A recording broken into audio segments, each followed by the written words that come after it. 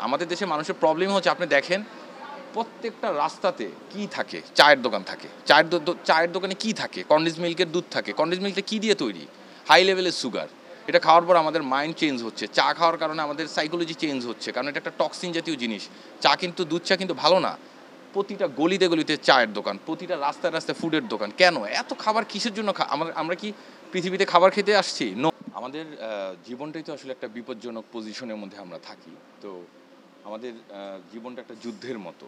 তো বক্সিং খেলাটা হচ্ছে খুব অল্প সময়ের মধ্যে আপনি নিজেকে এবং আপনার চারপাশের যে মোমেন্টটাকে, সেই জিনিসটাকে কিন্তু আপনি অ্যালার্ট করতে পারবেন আপনার বডি মুভমেন্টের কারণে। তো আমার এই জিনিসটাকে অ্যাকসেপ্ট করার মেন রিজন হচ্ছে বর্তমান সময়ের যেই অবস্থান চলতেছে, আমরা কিন্তু কেউ সেফটি না। তো বক্সিং হচ্ছে এরকম একটা খেলা, এটা খেলার মাধ্যমে আপনি নিজেকেও সেফটি করতে পারবেন, পাশাপাশি আপনি ফিনান্সিয়ালভাবে আপনি আর্ন করতে পারবেন এবং আপনি আপনার কেরিয়ারকে বিল্ড আপ করতে পারবেন। তার সাথে আপনার যে শারীরিক যে সক্ষমতা, সেটার উপরে আপনি যথেষ্ট পরিমাণে দক্ষতা অর্জন করতে পারবেন। এই জন্য আমি আসলে বক্সিং প্রফেশনটাকে অ্যাকসেপ্ট করছি।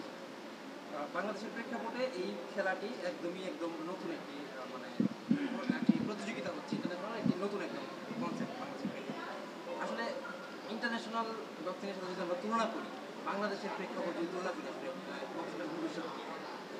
বাংলাদেশের প্রেক্ষাপটে বক্সিংয়ের ভবিষ্যৎটা অনেক ভালো, কারণ আমাদের এএফ বক্সিং প্রমোশনের যে চেয়ারম্যান মিস্টার আসাদ সাহেব, সে দীর্ঘ 5-6 বছর ধরে এটার জন্য অনেক স্ট্রাগল করতেছে এবং সেই ইন্টারন্যাশনালি ডব্লিউবিসির সাথে এটার সাথে কানেক্টিভিটি করছে এবং আমাদের বক্সিং খেলাটাকে সে অনেক বড় পর্যায়ে নিয়ে যাওয়ার চেষ্টা করতেছে এবং ইন্টারন্যাশনালি সে আমাদের দেশের প্লেয়ারকে বাইরে নিয়ে যাচ্ছে এবং খেলাচ্ছে। তো এইটা মনে হয় যে আমাদের ছেলেদের জন্য, আমাদের মেয়েদের জন্য এটা একটা ভালো অপরচুনিটি এবং এটার দ্বারা তারা তাদের লাইফের নতুন একটা গোল লক্ষ্য করতে পারবে এবং এই গোল অনুযায়ী, এম অনুযায়ী গেলে সে তার নিজের পার্সোনাল লাইফ পাশাপাশি সামাজিকভাবে, পারিপার্শ্বিকভাবে সে একটা ভালো অবস্থানে যেতে পারবে।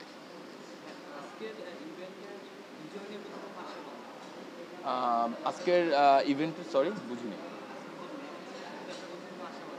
আমার জন্য আমি সবসময় আল্লাহর রহমতে কনফিডেন্স, এবং সবচেয়ে বড় কথা হচ্ছে যে সব কিছু তো উপরওয়ালা নির্ধারিত করে রাখে। আমার খেলা জিতা এবং আমার হারা এবং যা ঘটবে সবই নির্ধারণ করা পূর্ব থেকেই। এখন শুধু আমি সময় এবং আমার খেলাটাকে যথেষ্ট পরিমাণে পরিপূর্ণভাবে করতে চাই। আন্তর্জাতিক পর্যায়ে নেওয়ার জন্য আমাদের একটা ডেডিকেশন প্রয়োজন, স্কিল লেভেলের ডেডিকেশন। আমাদের ফুড রুটিন, আমাদের লাইফস্টাইল, আমাদের চাল চলন, আমাদের সব কিছু একটা ডিসিপ্লিন করতে হবে, বিকজ বক্সিং খেলাটাই হচ্ছে একটা ডিসিপ্লিন গেম। সো ওই ডিসিপ্লিন গেমের মধ্যে আপনাকে ইনভলভ হইতে হলে আপনাকে পরিপূর্ণভাবে আগে নিজেকে তৈরি করতে হবে।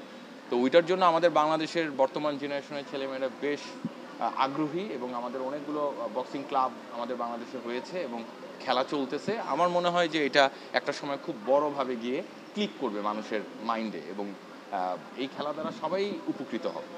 ছোট একটা প্রশ্ন করতে চাই।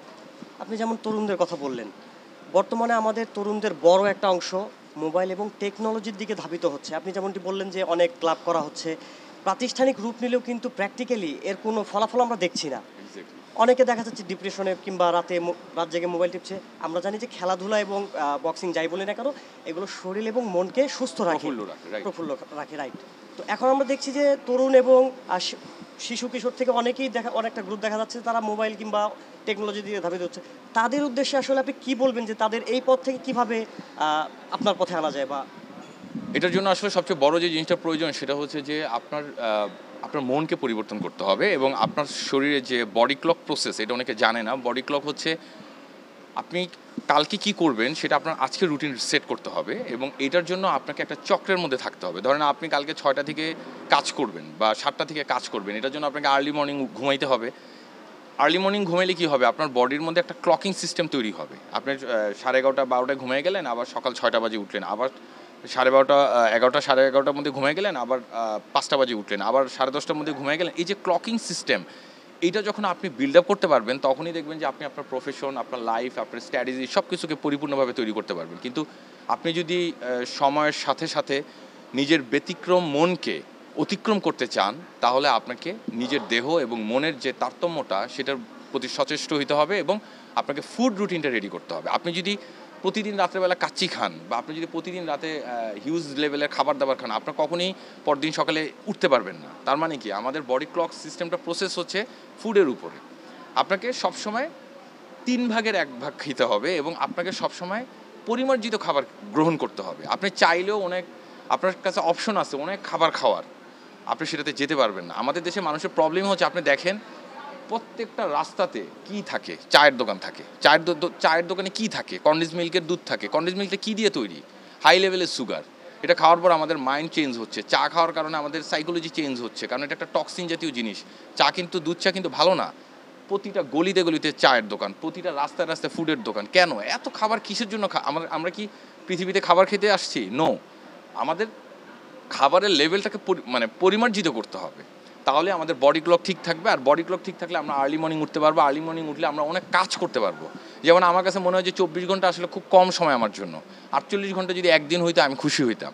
তো এটাই আমি সবাইকে বলতে চাই যে আপনারা পরিপূর্ণ ফুডটাকে গ্রহণ করেন এবং সেটার সাথে আপনাদের বডি ক্লক সিস্টেম তৈরি করেন, তাহলে আপনারা ওই জায়গাটা যেতে পারবেন যেটাতে আপনার যে মোবাইল আপনাদেরকে ডাইভার্ট করতেছে। কেন ডাইভার্ট করতেছে? কারণ আপনারা অলস। আপনারা যে খাবারটা খাচ্ছেন, এই খাবারটা তো খরচ করতে হবে। আপনার টয়লেটের সাথে আপনার খাবার কতটুকু বের হয়? মলত্যাগের সাথে বা পেশাবের সাথে আপনার অল্প কিছু খাবার বের হয়, রাইট? বাকি খাবার শরীরে থাকতেছে, ওইটা আপনাকে উত্তেজিত করতেছে। ওটা তো পাওয়ার, এনার্জি। আপনি কি জানেন যে আপনার শরীরে কতটুকু ক্যালোরি গ্রহণ করা উচিত? জানেন না। আপনার 1500 ক্যালোরি দরকার, কিন্তু আপনি নিতেছেন 3000 ক্যালোরি।